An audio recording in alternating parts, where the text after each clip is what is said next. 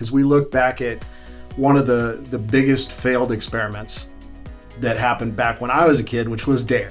Oh, yes. I remember DARE. And we look back in the studies, look at DARE, and we see that DARE actually kind of contributed to drugs. And it was well-intentioned. Yeah. They meant well, and yet it didn't work. And I think that what we're seeing now is that if parents are getting more involved, then we're actually seeing better results. Sure. Yeah, that's important. Hi, I'm Kenny Klaus, and this is State 48 Homeowner.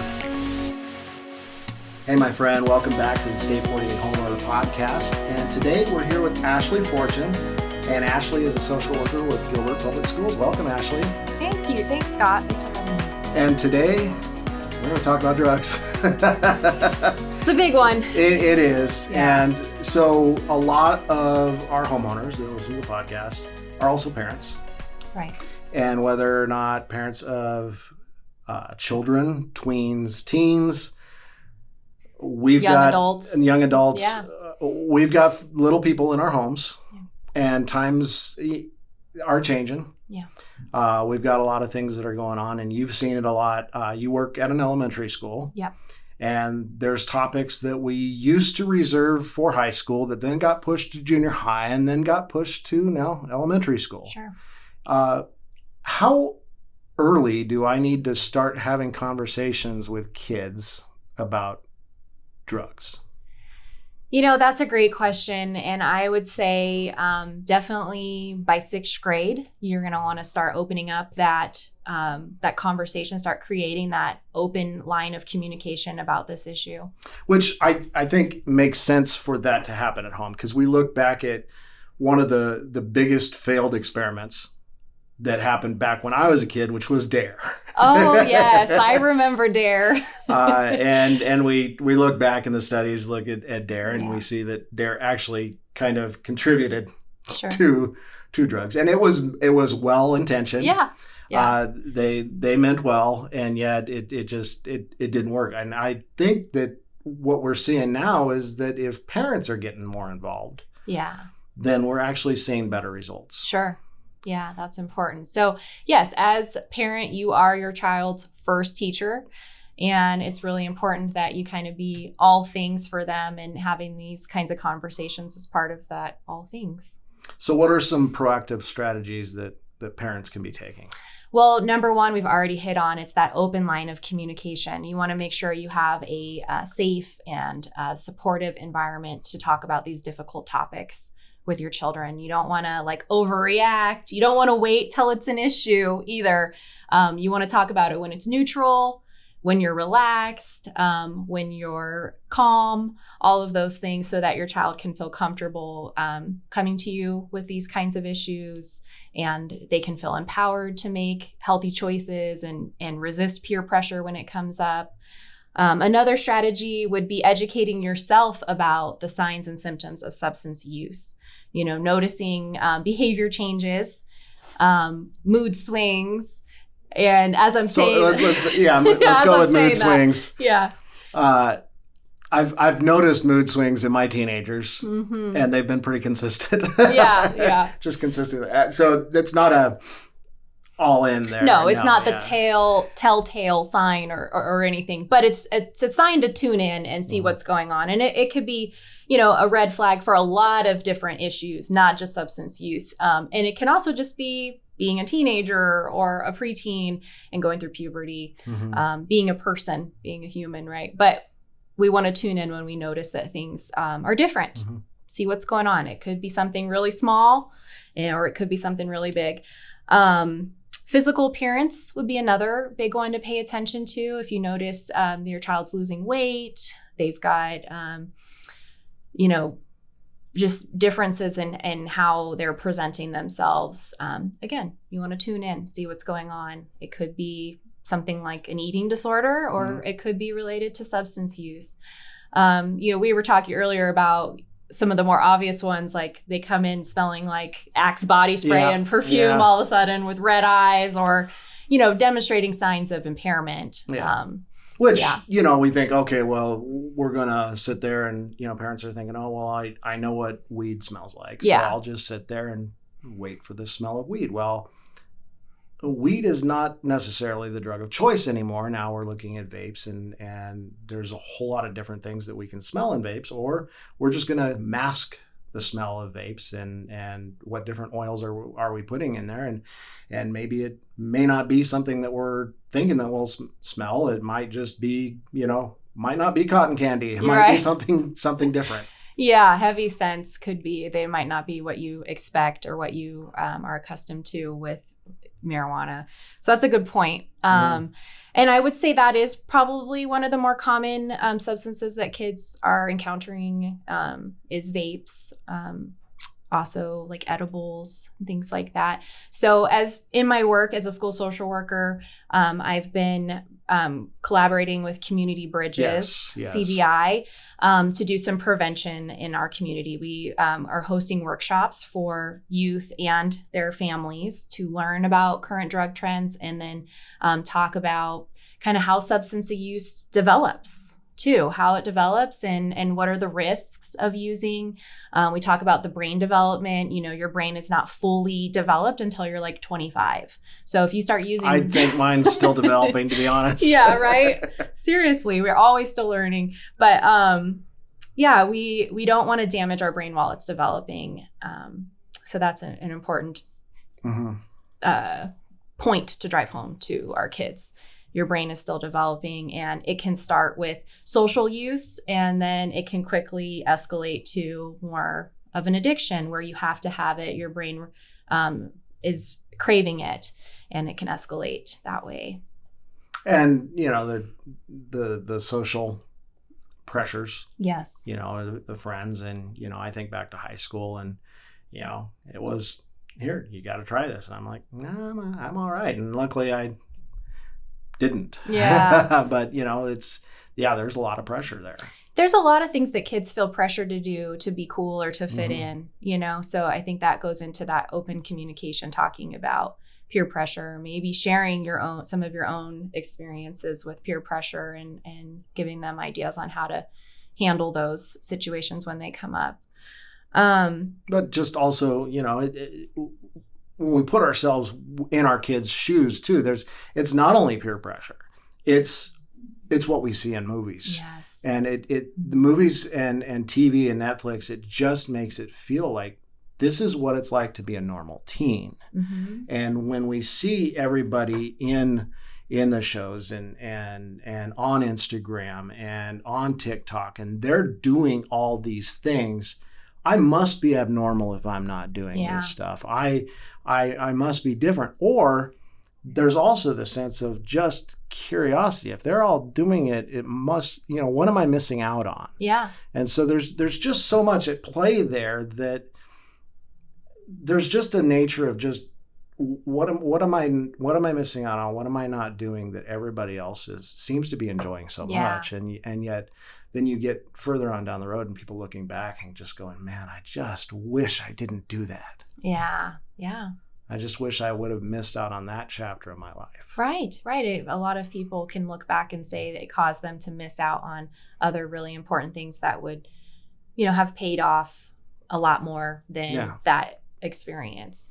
The other thing that we talk about in our workshops is how vapes can be laced with fentanyl.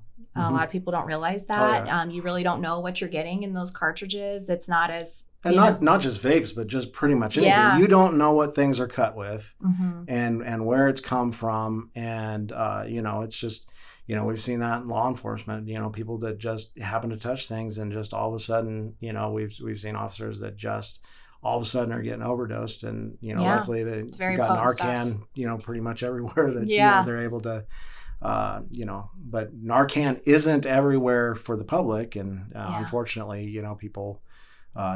Klaus Team Cares has had to give out, some donations to families that have lost people from just, a simple overdose from fentanyl that wasn't supposed to be where people thought it was. It wasn't people taking fentanyl. It was people taking other things that fentanyl was in and they weren't expecting it. So, it's it's out there, and it's not where you'd expect it to be. Yeah. It's not that people are sitting there going, "Oh, I gotta get a fix of fentanyl." No, they're taking other things that, like you said, vapes. All of a sudden, there's fentanyl in there, and their body's not ready for it. Yeah, and we talk about counterfeit pills too. Like you said, other things, and we talk about vapes exploding. Kids might not even realize that is a reality. You never know which one it could happen with, but they have exploded. And there's horrible, if you Google it, there are horrible images online of what happens when a vape explodes. And let's think about it too. If you're trying to be covert in your use of something like a vape, so if you're a teenager and you're trying to be covert, you don't want your parents to know that you're doing this. Yeah. And so you've got something that you're using that has a high liquid thing in it, and you're just hiding it in your backpack. Yeah. If you've got a lot of liquid in a little space and you're hiding it in something, what's going to happen? Well, it's going to grow mold. Oh, sure. Where's that mold going? Yeah. What's going in your lungs? That's true. And the damage to lungs, right? Yeah. And so, it's there's a lot of things that could go wrong with all that. Yeah. The other thing that CBI talks about when they come out and do the workshop is how it used to be 420 was like the big marijuana holiday, if you will. But now the youth are focused on 720, July 20th, because I think when you write 720 and you flip it over, it's like somehow it's like oil. It spells oil, which is what vape is called sometimes. So that's kind of the new holiday that youth might be participating in or feel pressured to participate in. So that's something to be aware of. The Klaus team is different. With the Klaus team, you have someone on your side. Where you live and make memories is important. We have more unique strategies than anyone else to help you accomplish what matters most to you. We can help you with traditional real estate as well as other options such as our lease purchase programs. We can help you buy first then sell, and we can bring you instant offers. We're here to help our neighbors achieve the American dream and help them build wealth through home ownership. For more info or to start your home search, visit us online at klausteam.com. So some things that we want to do is have the conversations. Yes, open communication. And be proactive. Be proactive. Mm-hmm. We want to make sure that we're open with communication. Yes. Letting our, I've had conversations. Hey, if you're out with your friends and you're in a place that you shouldn't be. Yeah.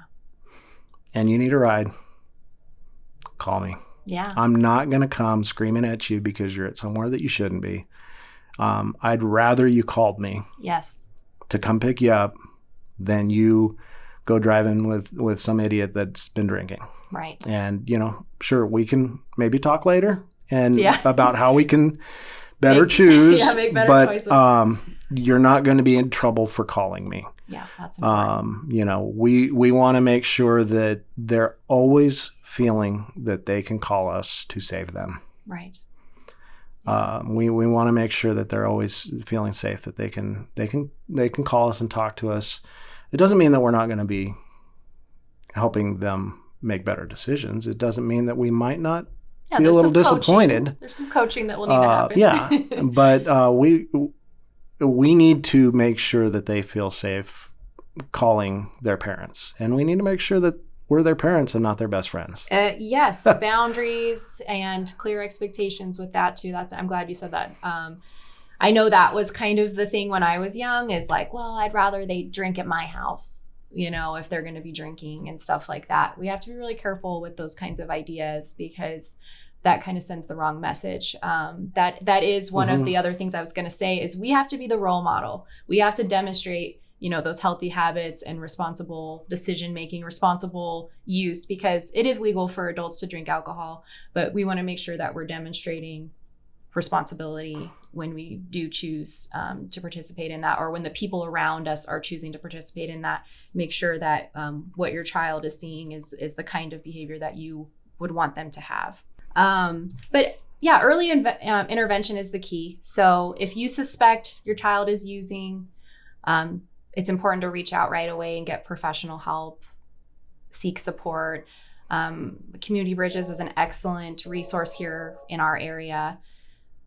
Another resource to be aware of is Mind 24/7. It's a really amazing resource that we have in our community. It's a mental health urgent care. It's open 24 hours a day.